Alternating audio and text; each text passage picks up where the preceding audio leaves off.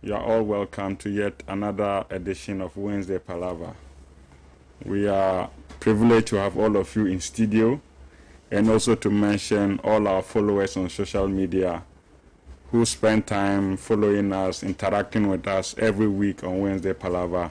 We are privileged to have you here once again. Today promises to be a very exciting edition. We are discussing the fuel increment and the economic hardship in the country. We have received reports that fuel prices have gone up a couple of times within the last 2-3 months, and then we think that the high price of fuel, the constant increase of fuel, have real economic hardship on working class people, and we thought it wise, the Socialist Forum of Ghana in collaboration with Pan-African TV, to have this very good discussion. Let's understand the situation, what is happening, and then see whether we can, make interventions as a political organization. What is also exciting about today's Palaver is that we are having Mr. Samuel Amoah, who is the secretary of the Ashama GPRTU welfare team, and also a communications member of the GPRTU, which is clear that he is in the field, he understands what is going on. And then we plead on all of you that let's give him a listening ear. And when it comes to question and answer, we will, interrogate the issues that he has raised and have a very beautiful discussion. We plead on our social media followers to send in their comments at the appropriate time. We will read them. So, ladies and gentlemen, let's invite Mr. Samuel Amoah to the platform. He will spend some 25 to 30 minutes, taking us through the various dimensions, and then we'll come back and have our interaction. Mr. Amoah, you can have the platform.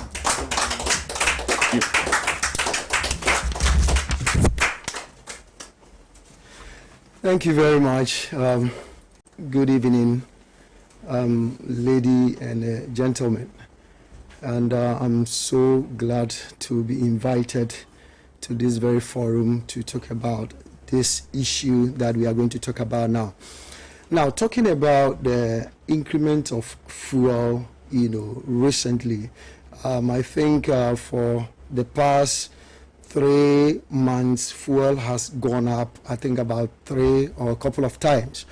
And that, looking at it, you find out that fuel increment, whenever there is a fuel increment, it doesn't affect one person, because I strongly believe that, if you don't even have a vehicle yourself, you have you do join a public, transport before you get to your destination or whatever business that you are doing.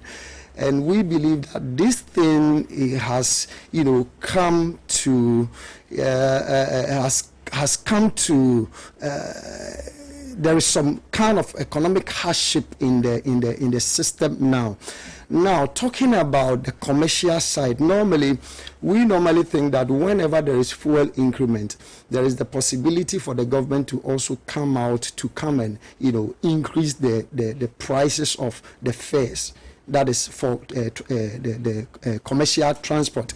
But then, normally, we don't also normally look only at the fuel increment. For instance, before one can think of, coming into commercial business or transport commercial business, now one has to think of buying the vehicle. After buying the vehicle, one has to register the vehicle. That goes with a cost. After that, you have to pay for roadworthy certificate. Then you think of also, getting insurance or insured the vehicle. After that, you come back, go to the municipal assembly. Municipal assembly is also having some other, taxes that they will take from you before you be allowed or you be permitted to use your vehicle as for transport purposes. Now, coming to the municipal assembly, one has to get a tax that called a sticker. They have a sticker that they will sell for you before you be allowed to use the car for commercial purposes. Now, after that, we also have what do you call it? We also have an emborsement, those that are running taxis, before you be allowed to use your taxi to be operating, unless you have that emborsement, and that also goes with a cost. If I'll be having the opportunity to mention it, there are a whole lot of costs that goes into running a commercial business. Now, after you being given that opportunity, or they registering the vehicle for you to come and run the business, now the driver in question that is going to drive the car has to be a licensed driver, of which then also the driver assembly is also having a license, a commercial license that the driver will also take from the assembly before the driver will be allowed to use the vehicle for commercial purposes. All these things, we think that the commercial vehicles, we don't only look at the fuel increment issues. So whenever there is fuel increment, we normally think that at the moment there will be fuel increment, government has to also come out to come and look at the drivers, to also come and give some increment for the drivers, and that is where the community also comes in, the hardship also comes in. So now that we are seeing that increment has been coming, and the government is not looking at the commercial drivers and all that, we think that now the commercial drivers are also losing, if I may put it that way. Now, quite recently, we have some interactions with, the Ministry of Transport, bringing our problems, before them in connection with this fuel increment and other things. And from the way they were saying, normally we know that normally they used to increase it to a certain point before they will give an increment. But then this thing has been going on, and they are not looking at the commercial vehicles or the commercial owners. And then now commercial drivers are losing, and it's like one will work with a vehicle, and by the close of the day, when the vehicle has a breakdown, go to the Abusokai, or if I may put it that way, when you want to go and buy a spare part, that one also goes for a higher cost. There are increments over there. So now we think that government has to see to it that whenever there is an increment, it affects the community. It affects the community so much that we think that before government has to think of increasing the fuel, I think there should be some meetings with the commercial unions, drivers unions, so that we think about all these things. Now, we the commercial drivers, or if I may put it, the drivers unions, we have now come together and find out that now the work that we are doing is not helping. It's not helping in a way that increment is been coming, and government is not looking at the drivers. Now, the other time I was talking to one person, and I was telling the person that whenever doctors strike, it's a whole lot. But a doctor may have one mistake, can do one mistake, and then if one a life must be taken, then it should be only one person. But let a driver makes a mistake, it takes many lives. So we think that the government has to take a critical look at the transport sector in terms of increment of fuel and other things. So if I may be given this opportunity to talk about fuel increment and other things, we think that fuel increment shouldn't have been frequent like the way it's been coming.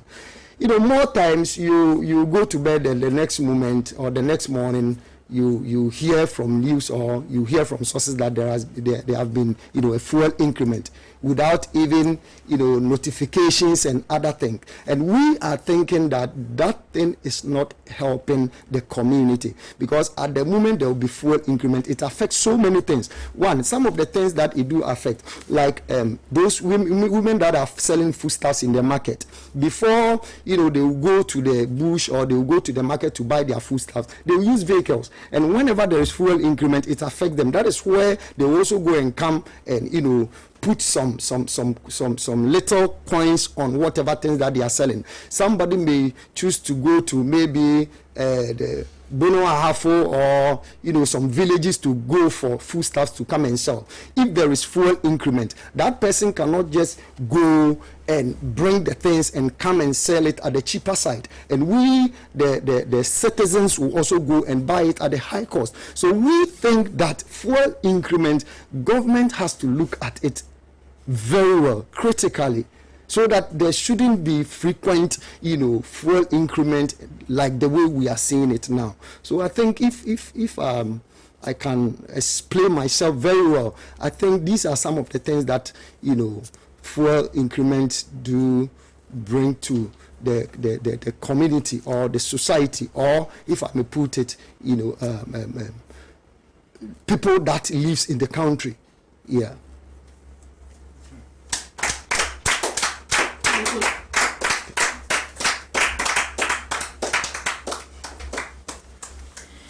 Okay, thank you very much, Mr. Amoah, for raising the critical issues that confront our country with regards to the increment of fuel.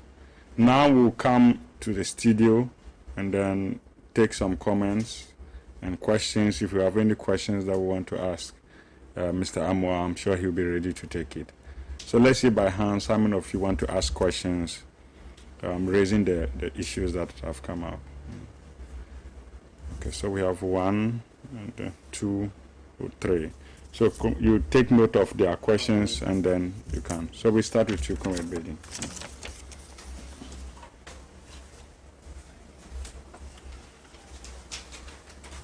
Thank you, Comrade Amoah. I address you as Comrade because I know you belong to one of the trade unions and possibly you are an ally. So good evening to our cherished viewers and our listeners out there. The issue of fuel price increment is something that has ripple effect throughout the country.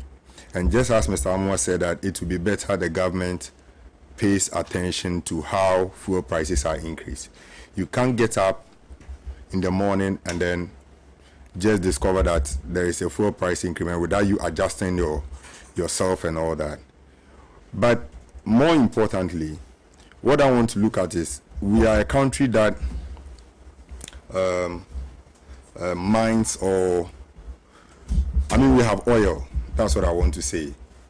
We are a country that is a player in the petroleum field, oil. So it is mind-boggling that within a month we have about 4 fuel price increments. What are we doing? What is the situation? I don't know much about fuel politics, but so far as I know, we are getting about 13% from the oil sector. A country like Ghana shouldn't be getting 13% from the oil sector. I think our government or our past government have failed us, and I hope that future government, if not this government, future government will look at how they can renegotiate the whole fuel deal and get at least 50% of the profits that we yield from the natural resource that we have. If we pay attention to this, I believe that we'll be able to solve the country's problems to a very large extent. I watched a documentary that has to do with Dubai. They were able to quantify the amount of fuel or petrol that they have in their system. And then they decided that we are going to use this money, we are going to invest into the future and turn Dubai into, let's say, a tourism hub. And today, everybody gets up and wants to go to Dubai and go and have some kind of fun. I don't know what we are doing as a country. I think it's about time our leaders take a look at that. To end, I feel that, especially in this time of COVID, some time back we were asked to sit in buses with spaces. It is no more happening. And I believe the drivers might not agree for it to happen because there have been increment in fuel prices without corresponding increment in transport fares, which creates that imbalance. So now I believe that if the government says that, for instance, a seat that is supposed to be occupied by 5 people is supposed to be occupied by 3 people, the drivers might not agree. Why should it be so? Because we are not talking. The government should engage the transport owners and then we find a solution to it, because I feel that it is treacherous for us to board taxis and board public transport and then put ourselves at the mercy of this deadly coronavirus. Thank you.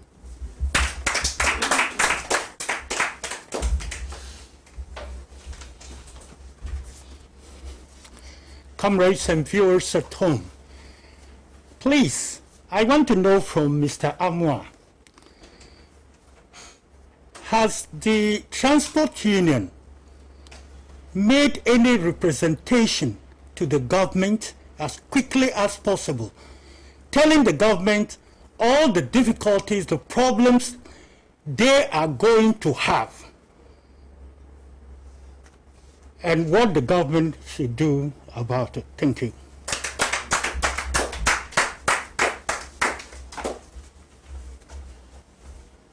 Thank you, comrades. Mine is just a short contribution, and first of all, I must say our trade unions have become non-biting, if you like, because when trade unions allow themselves to become political puppets, it becomes difficult for them to speak up when they need to speak up, and it appears that has been the problem in the past couple of years. Be that as it may, the government itself has a lot of problems, because if you have a situation where government is looking at taxation to execute every major policy, then there's a problem. And I think our current vice president, before he came into office, mentioned that they are looking at constituting a government that is not looking at using taxation to execute programs and projects. So if you come into government and you are doing basically what you promised not to do, it's a shame, because it appears they are taxing and taxing us and taxing us. Every time there's increment in the world market, they just pass it on to the consumer and sit down and add some more taxes to it. So you see, it tells us that there's a problem with the system we are running. If you run a system where you say government has no business doing business, then there's a problem. You have a system where government businesses are being sold out, and that has been the case with almost every government since probably the Rawlings administration took over, or even probably before then. So I think that's the major problem. We don't have any control of our energy sector, our health sector, our education sector. We've allowed it in the hands of private people, and government is just sitting down, either taking royalties or taking taxes or passing taxes to us. And I think government should look at that. Government needs to do business in some of these areas and have foothold of how it controls it. I think it would be better for us that way.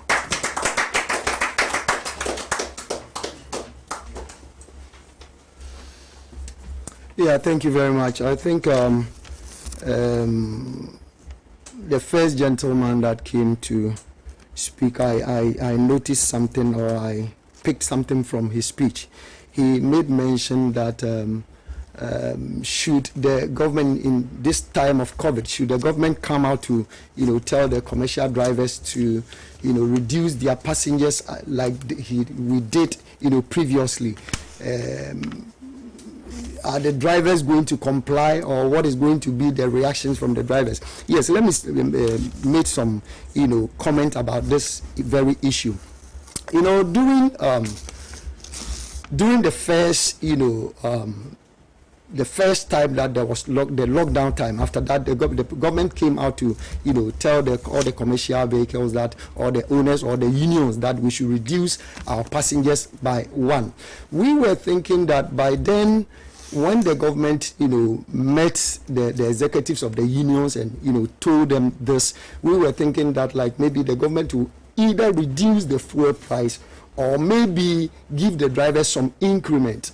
Or sometimes we were also thinking that during the COVID time, during the lockdown and whatever, we understood that government gave some monies to some institutions, and we were clear about that. But the unions, we didn't have that opportunity to enjoy those money that were given to some institutions. So we find it very, very difficult. We met series of times. We met the transport ministers and all those people that matters, and then we put these things before them. Even by then, we were even trying to tell them that, okay, fine, if you are not increasing the fare, then what is going to happen is, supposing an oven picks 3.3, all right, and now maybe if I'm picking 1 cedi per a passenger, and you are telling me to reduce, one passenger, then the one passenger that I'm losing, I am going to share, that very money, on top of, the other two. Meaning that one passenger is going to pay maybe 150 pesos, and that one also the government didn't agree. We keep pursuing that, at least, okay, fine, if that should be the issue, then quickly they have to reduce, the fuel. And one thing that we came to understand and we came to notice, that during that time, government came out to tell everybody that, we are not in a normal, times, and everybody has to sacrifice. Now, I am driving an urban bus or maybe Sprinter. I'm picking maybe 15 passengers. And if I am supposed to pay, or I'm to pay an insurance, I insure the car, based on the number of passengers that I'm picking. But during that time that we reduce our passengers, the insurance companies didn't, reduce their monies that they are taking from the drivers, and we complain. The roadworthy certificate you go is the same. Even that time it was increased, and it was very, very bad. But so you found out that many of the drivers, park their vehicles because the spare parts were also going high, and it's affecting everything.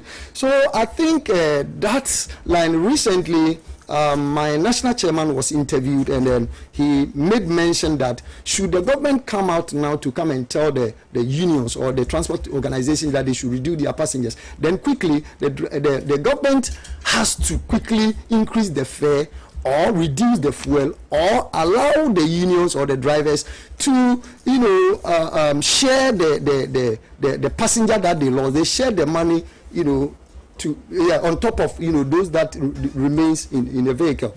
So this is what we are trying to do. And then I think my father here also he asked some question. Then he had wanted to find out if the GPR or the unions are meeting the government, if I get it clear. Yes, we have been meeting them, and then for now, I think formally, before the first COVID time, we were having our former national chairman. Things was not the way it was supposed to be. But recently we've gone for an elections, and now we've had our national executives, and we have some representatives that they used to meet the transport ministry and all those government appointees, those that matters in this very, very issue. So now we are saying that whenever there should be an increment or some certain things, some interactions, some discussions like this, the government quickly has to bring on board the union so that they also come out with their views like the way we used to do. But during the COVID time, during the first lockdown, it wasn't like that. Decisions were taken, and it affected so much. We sent our petitions, but the government couldn't do anything about that. So I think that is what I can say.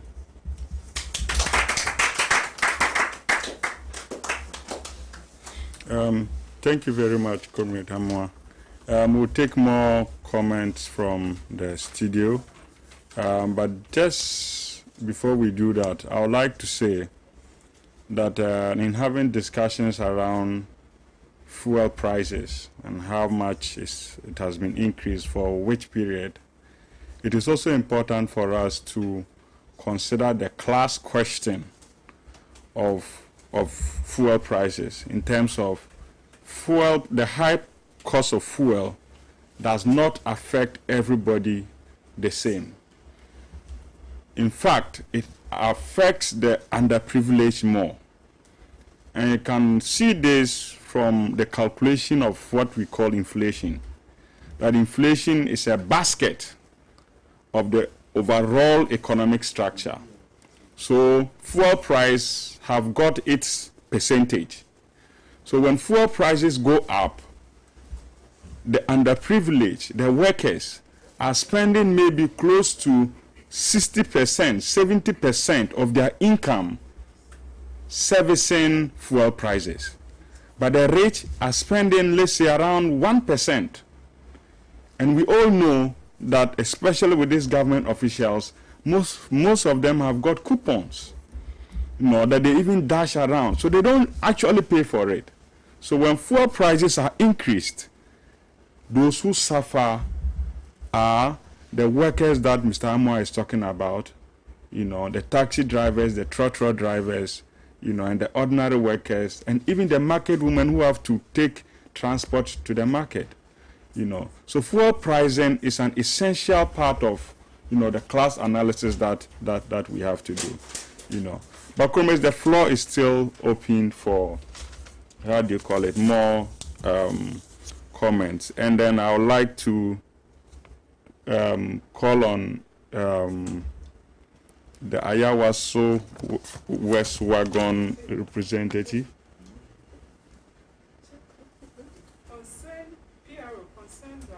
PRO, concerned drivers, who has just joined us to also share his, his comments on the subject matter. So you are welcome to the podium.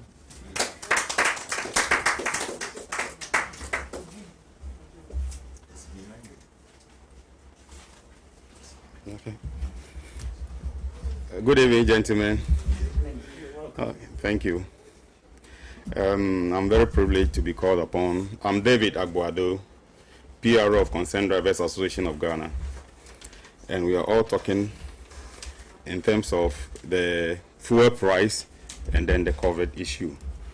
Yeah. I will begin my talking with the previous lockdown that we have, or the last lockdown that we had. You see, I don't like portion blames, but something happened at that time. At this time that we are in the second wave, that they are saying is more difficult than the first one. Probably if something of that nature may happen, we need to talk about it first.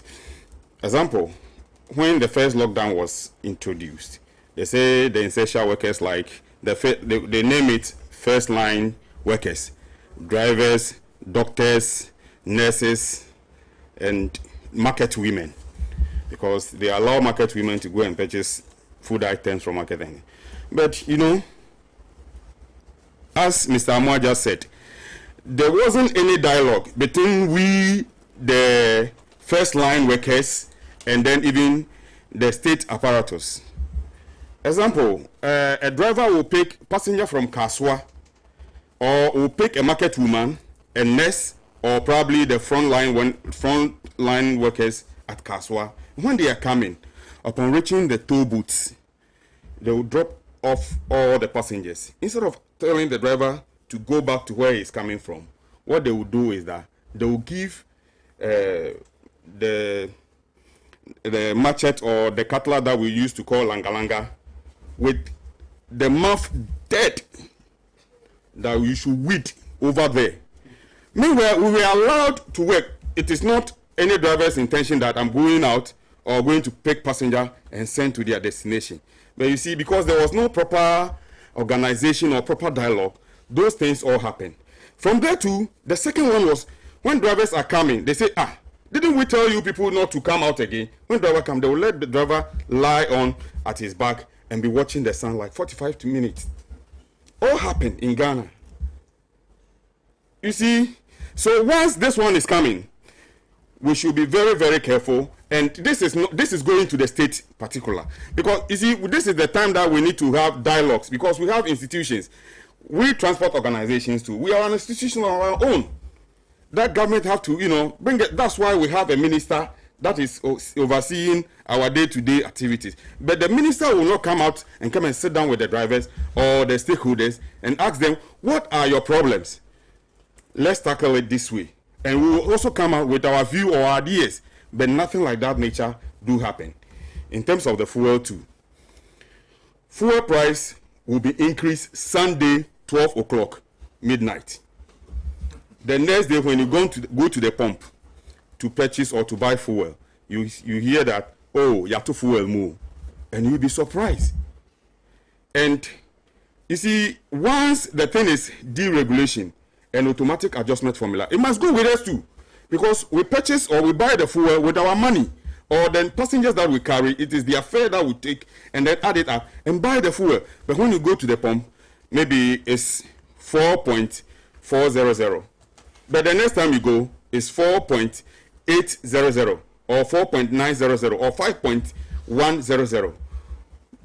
Averagely, when it's 5.100, it's almost 5 cedis per a liter. And formerly you were paying, let me say, you were paying like 4 cedis per liter. And when you go to the pump, it will be 5 cedis per liter. When you multiply that liter by a gallon, it's 4.5. Which means you are paying 25 cedis for a gallon of petrol. And the passengers that you are carrying, it's not even up to that 25. How do you make up? They don't ask our views. They just come out, and there is something that accord was signed by the late GPITU chairman, popularly known as Antie, Alaji Tete. That accord was signed as what they call Akosombo. That when fuel price is up to 10%, then you increase fuel price. You increase your fares. But it's no more like that today. Every day they are increasing fuel. From 27 December till date, fuel have been increased 11.1. So if we were to increase fare, because they say 10%, it's 11.1 now. We have to increase our fare. But you know, we drivers too, we have families. And we know what is going on in the system. See, they just opened school. People are paying school fees. And now that you're also going to increase fare. Meanwhile, the salary or the wages haven't been increased. When you increase transport fare, it affects everything. Even a bowl of kenke that is sold for 1 cedi now will go for 2 cedis if you increase fuel. So we commercial drivers, we consider all those things. And we want the states or the ministers in charge of transport and energy, when they are about to do their thing, they should call us on round table. Let's judge, let's share ideas and build a better Ghana. I'm very glad when the president was swearing that 7th January, he says we should be a good citizen, not spectators. But his ministers and the government apparatus are not good citizens. The reason why I'm saying they are not good citizens is that we are drivers. Our manager or the sector manager is the transport minister. The energy minister too is part because he controls the fuel. So in terms of fuel be increased, they should call us to round table. Let's judge, the taxes on fuel, or we can scrap off this, or we can reduce this, add this, then we get the balance. But what they think of is the money should come for what they will do with the money. That one we don't talk about it. Because as we are saying, our roads too are not good at all. When you walk, everybody sitting here, when I ask you about your area, where you are living, the roads, somebody may have something to say about it. Even the highways that we have in Ghana. I was driving when I was called, I was then at Volta region, because there is something going on over there that we have to, do something about it. When I was coming from Volta region, from Aplawu down here, all the road is highway, ECOWAS road, but I don't know how to name that road. But let me use this opportunity. Once I just said I'm coming from Aplawu, let me use this opportunity and say this. There is something that is happening now. I will urge all media houses that are listening, that are watching us, that our colleagues, Nigerians, not Nigerians per se, but some jailbreakers in Nigeria, because in November thereabout, they have broken some jails, in the big jails in Nigeria, and now they are finding their way into Ghana, and they are coming in their hundreds every day. They are coming in their hundreds. In fact, some are criminals, some are not criminals. But if the criminals, we are not fortunate enough, criminals mix up and they are in Ghana, and we don't know what will happen the next time. But I'm using this medium to plead with the police and the immigration officers at our borders, even at Sugakope and Akachi thereabout. They should be very, very careful. If the cars are coming, they should stop the car, ask the people in the car, where from them, where are they going, and what are they going to do, so that we will return those people back to where they are coming from, because it will go around and come and hurt us. we have been seeing armed robbery cases rampant these days. We don't know whether some of them are part. So that's what I just want all the media houses, including our own Pan-African, to take it up. And then if probably they will be possible, they can send their men to the border, or where they will get it fast is when they are at Sugakope, because that's the point. And then at Impoku, when you get there, you see what I'm saying, or you see what I'm saying. Now back to our issue. The issue at hand is the government should call we the stakeholders and let's sit down and judge. Thank you very much.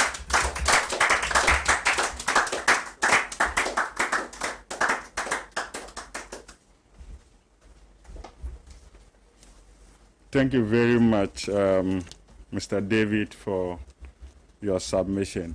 We would like to say that as a media house, Pan-African TV, we cannot independently verify which Nigeria is a criminal and which Nigeria is not a criminal. And that we would like to distance ourselves from most of the comments that you have made, and then allow the security forces to do their legally mandated work. But thank you very much for your, how do you call it, comments. The floor is still open. We still have some time to take some input from the studio audience. If there's anyone who has anything to say, they are still available to take some questions from the studios. Okay, I can see a hand up here. Anybody else who wants to come? And then two. So we start from you.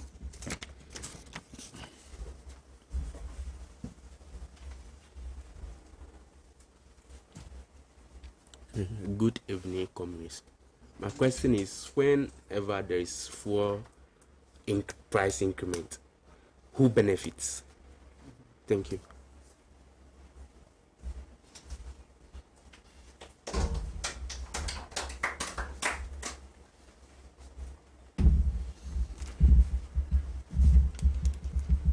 Yeah, good evening, and once again, thank you very much for this great opportunity and topic that we're discussing about. It's very, very essential. Mine is not a question, but also to comment. When there is increase in fuel prices, demands for foods and other special goods and services, eat into our own system. The government made mention, or our president made mention of, we are in a year of roads. So if you're in a year of roads, it tallies with what? Transport. Transport, what am I talking about? Motorcycle, cars, except bicycle that doesn't use fuel, or maybe if it does, good.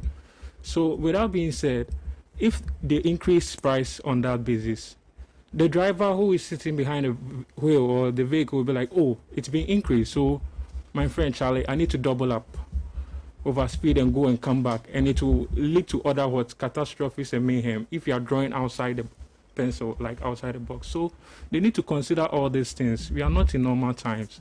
And you said we are fighting on this COVID-19 pandemic as well. So if there's increase in goods and service like that, I think we will not end up eating better, because at the end of the day, I don't have that money.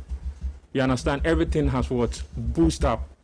So I think they should also do something about it for us, because since this is Pan-African television, it's streaming high and everybody's watching likewise here now. So that's all I want to say. Thank you very much.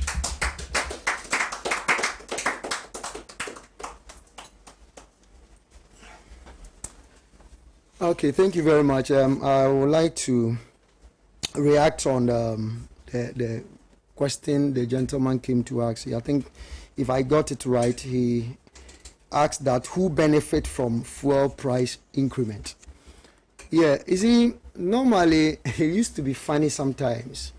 Whenever there is fuel increment, and maybe, driver has also been given the opportunity to increase a fare. Normally, passengers may be thinking that, it's the drivers who are gaining. But let me explain something here. You see, the component that we are using to run the business is not only one, but sometimes most of the people always, focus only on fuel increments. forgetting that we buy tires, we buy spare parts, and all those components that I can make mention of. Now, you can wake up one morning and go to the spare parts shop and wanted to go and buy something. Before you get there, the thing will be increased without informing anything, and nobody will hear from it. But let's a driver increase a fare, everybody will get to hear of it. So I just want to answer this question by saying that drivers normally don't benefit from fuel increment. As Mr. Agbado rightly said, they will increase fuel up to about 11 point something percent before they will allow driver to maybe increase it by maybe 5% or something. You understand? So, if a fuel increment, there has been a fuel increment, and the government is giving driver a certain increment. Normally, when you made a calculation and you compare some certain things, you come to understand that still the drivers are losing. So we want to use this opportunity by saying that most of the things that we are using, talking about the spare parts and other things, are always going up. So whenever there is fuel increment and the government will be increasing without, considering the driver, then always there will be always tension on drivers. When I first started my submission, I made mention that when a doctor makes a mistake and someone has to die, it takes only one life. But let a driver make a mistake.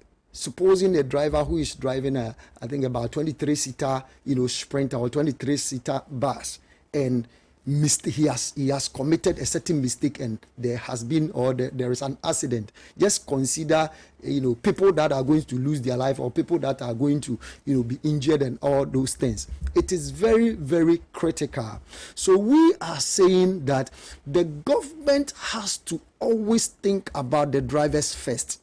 Because if a driver is working and he's thinking about, even this work that I'm doing, by the close of the day, I'll not even get anything. That is where the pressure used to come on the drivers. Although he's tired, but he will be forced to go to another trip, of which is very, very bad. When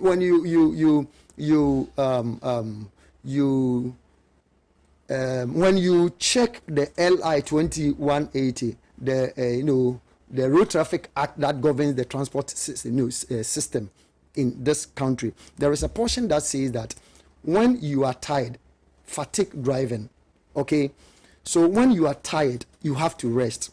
One driver don't have to drive, over 4 hours, continuously. After 4 hours or by 4 hours driving, you have to park your vehicle and rest. But here is the case, there is pressure on the driver. Although he has seen that I am tired, but because he's also looking for what he can get at the close of the day, he will be forced, to do what he's not supposed to do. So we are saying that, yes, when the doctors are saying we are going on strike, it will hit everybody. Then the government will be on its feet and, trying to, calm the doctors down, meet them and think or ask them whatever, is their request or whatever. But let a driver comes out, it will be very difficult for the government to listen to drivers. Meanwhile, they have forgotten that we are carrying lives, not only one life, but lives. So we use this opportunity to talk to the government that they should consider the drivers and always sit the union executives down whenever there should be increment or whenever there should be some discussion in connection with fuel increments and other things. They should always do some consultation, invite the unions to sit down so that they will also listen to them. Then at least we are not saying that they should listen to whatever issue that will bring it out, but sometimes they must also consider some certain things so that at least the driver will also have his peace and drive passengers, to wherever they are going and bring them back safely. So thank you very much.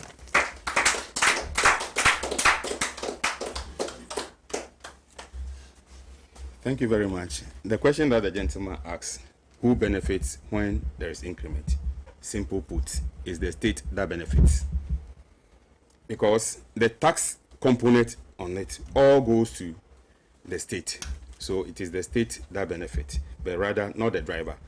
As Mr. Amoah just said, the components we use is not only the fuel that we talk about, but all the tax are on the fuel, or all the eyes are on fuel.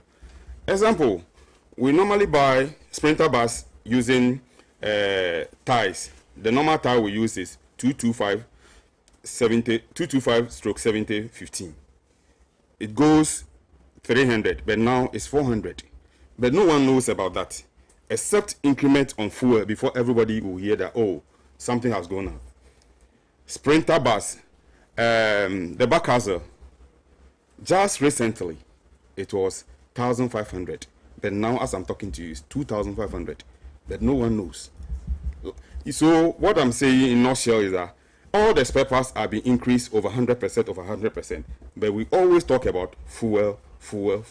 Meanwhile, we use all those components, add it up before we come to our fares that we take.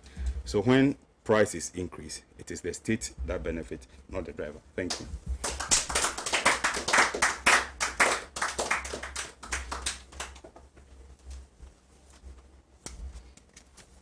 All right, thank you very much, comrades and friends. There's a very interesting message on our Facebook platform.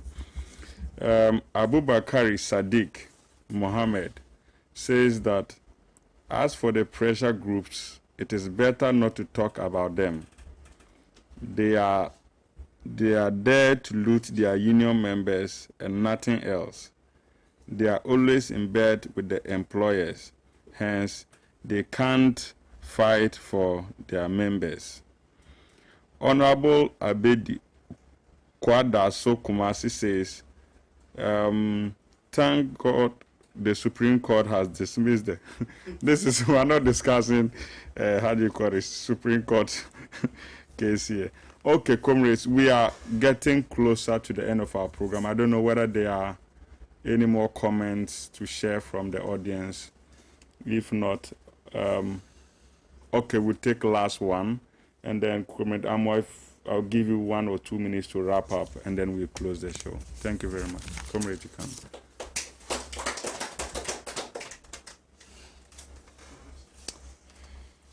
Comrades and viewers, it gives me a happy pleasure to be back. Kwame Nkrumah Osagyefo is the reference point. If Gold Coast became Ghana, it is Osagyefo Dr. Kwame Nkrumah. And let's see how he started organizing modern Ghana to become a state and a nation that will be ultra-modern. We had the State Transport Corporation. Government itself was into transportation. We had the food sector, and the government had Food Marketing Board. We had the Food Distribution Corporation. So the government is into food distribution. So he knows what is involved in distribution of food. So when the government is going to come out with policies, the government comes out with policy that the common man understands. During Nkrumah's time, you read the budget. You, whom they call the common man, if cigarette increases by 2 pesos, you don't need to be a cost accountant to know. Let's go back to the old good Nkrumah's days and copy Osagyefo Dr. Kwame Nkrumah. He was into building a socialist state. And he wasn't stopping there alone. Osagyefo was interested in Africa as a whole. So Osagyefo was a Pan-Africanist. I was 9 years when Gold Coast attained independence to become Ghana. Where we have the Supreme Court today, that's where opposite we had Osajifo Dr. Kwame Nkrumah interned, buried. Osajifo thinks of the common man to such an extent that every government policy thinks of the citizenry in majority. I attended a half-fee-free education, book-free, and Nkrumah gave Ghanaians fee-free education from primary school up to the university level. The very people in government today, they were thinking of commercialization of education. And what did they do? They came with the policies and commercializing education. Well, Ayariga is talking about the government absorbing the tertiary education, fees. He was just remembering the old good days. Osajifo Dr. Kwame Nkrumah will be my icon. When he was thinking of Ghana, he was thinking of the whole Africa as a Pan-Africanist. And if I can remember clearly that day where independent declaration was made, Osajifo's opening statement was prophetic. He said the independence of Ghana is meaningless unless it is linked up with the total liberation of Africa. So we have to go back. Read all the books Osajifo that Kwame Nkrumah has written. Let's make this book compulsory from the elementary schools, or which will be called junior secondary school today and senior secondary school, into the universities, that they know we have had a man who thought of Ghana and thought of Africa.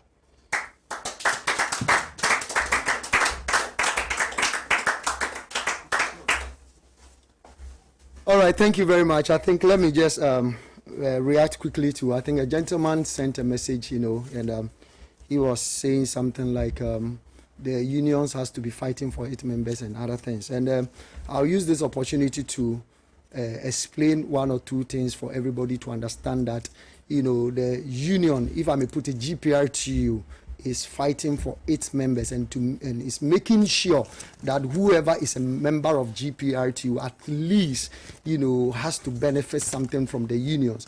And then, like my branch like this, we have, vehicles that we have given to some of the members and they are working with it. They are doing some work and pay. My branch, we find out that we have to get some money and give it to the wives of the drivers so that they can also, establish some small scale businesses and other things. Now, the GPRTU is buying lands and building houses, for its members. So people are having some perceptions like, we are only there to be taking monies from, the drivers and without doing anything for the drivers. So I just want to clear that portion for everybody who is listening to understand that GPRTU is trying hard to, support its members and to help its members to, get something, before maybe we will put it like they will retire or they will get to a point where they cannot, drive again. By bringing my whole submission to a close, I will say we thank everybody who made it possible to come here and, all the viewers and at home and wherever. And we are pleading finally to the government that they should listen to the drivers, because drivers, we are serving the nation. Always we are serving the nation. If drivers says today we are not moving, in fact, there will be a whole lot of mess in town. Thank you very much.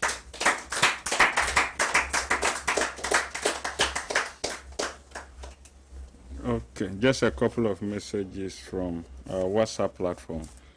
This one says that, good evening.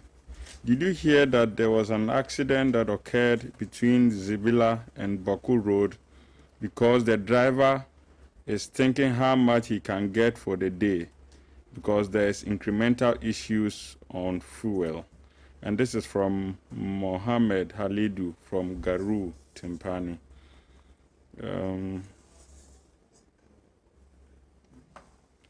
This one says that, this one is from Bruno, says our leaders failed us.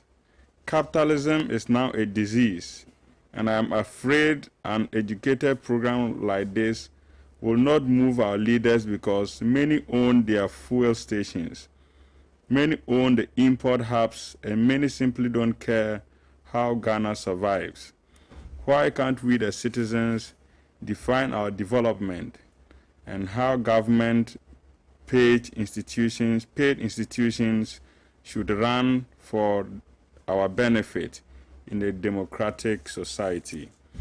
Okay, comrades and friends, on behalf of the Socialist Forum of Ghana and on behalf of Pan-African TV, I'd like to thank Mr. Amoah, Mr. David, for taking up time to be with us on the Wednesday Palaver. We are happy about your input, and we think that what you have shared with us go a long way to shape what to come forward for the future. I also want to thank those who took time to join us in studio. Your contributions, questions, and comments were very helpful, and hopefully we all had something to learn. Finally, to say thank you to the producers of this show.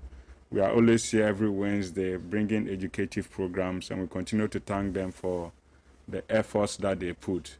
To all the cameramen, the directors of this show, we are very grateful to all of you. Let's keep up the good work, and let's continue to serve our mother, Ghana. To all those who join us on Facebook, on WhatsApp, look, this program is for you. It's because of you we are here. Keep joining us every Wednesday at 5:30. We'll be together again next week. For now, it's bye-bye from Pan-African TV.